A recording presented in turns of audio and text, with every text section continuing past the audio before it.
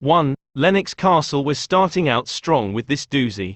Lennox Castle in Scotland was built in 1812 for John Lennox Kincaid Lennox.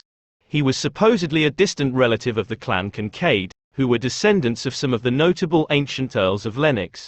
Long story a little shorter, the castle was home to an important Scottish family, until it was converted into an asylum for the mentally ill in the 1930s and a hospital during World War II, when the existing mentally ill patients were transferred to other buildings on the property.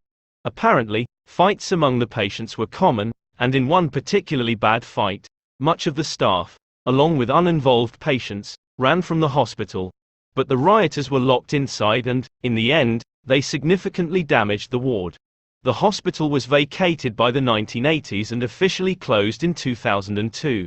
There's now talk of converting the building into flats. 2. Bannerman's Castle. Bannerman's Castle is perched on an island in New York's Hudson River.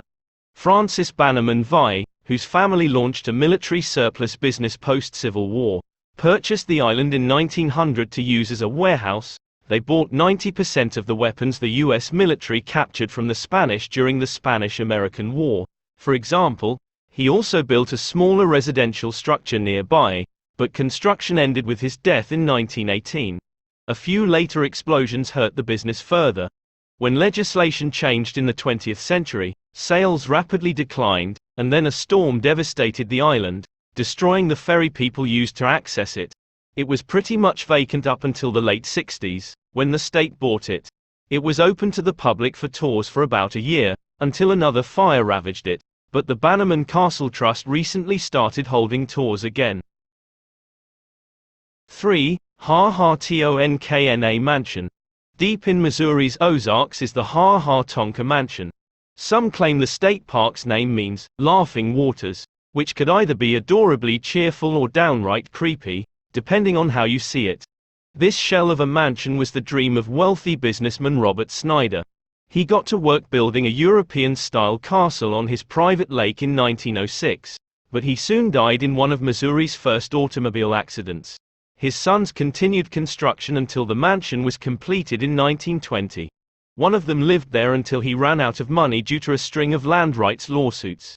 Eventually, Snyder's son was driven off the property and it functioned as a hotel and resort in the mid-20th century. Eventually the hotel was ruined by a fire and they finally closed down shop. The remains are now a popular site, which you, too, can visit if you get tired of water skiing and hiking. 4. Mudhouse Mansion. Located in Fairfield County, Ohio until recently, the Mudhouse Mansion has a bad reputation. Nobody can seem to agree on when it was built, but it dates back sometime between the 1840s and 1900. Unlike the other abandoned mansions on this list, you sadly can no longer visit it, as the home was demolished in 2015 after not being occupied since the 1930s. The last resident, at least legally speaking, was Lulu Hartman Mast, and the current owner of the property is her relative Jean Mast. Because there's so little information about who lived here and when, and because abandoned places tend to ignite the dark side of the imagination, there are tons of legends around alleged atrocities occurring, and consequent hauntings. The sources don't seem to be very credible, though. 5. The Los Feliz Murder House. And now for the one I personally find most fascinating, the Los Feliz Murder Mansion.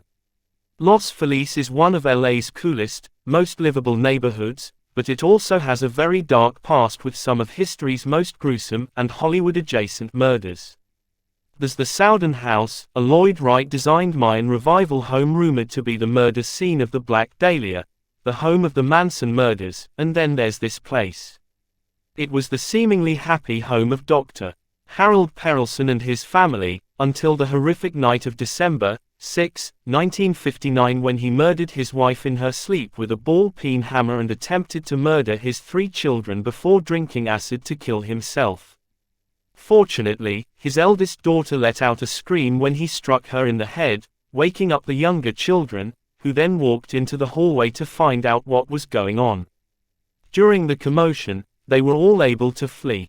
Before the murder-suicide, he was a successful doctor who invented a new type of syringe after investing most of money into its research and production, but he got screwed out of the rights, leading investigators to blame financial problems.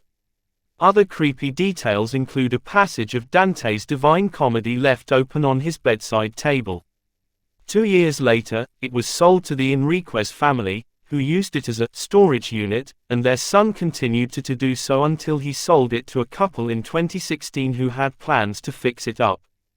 But it seems to have scared them off because within a few years, it's on the market again.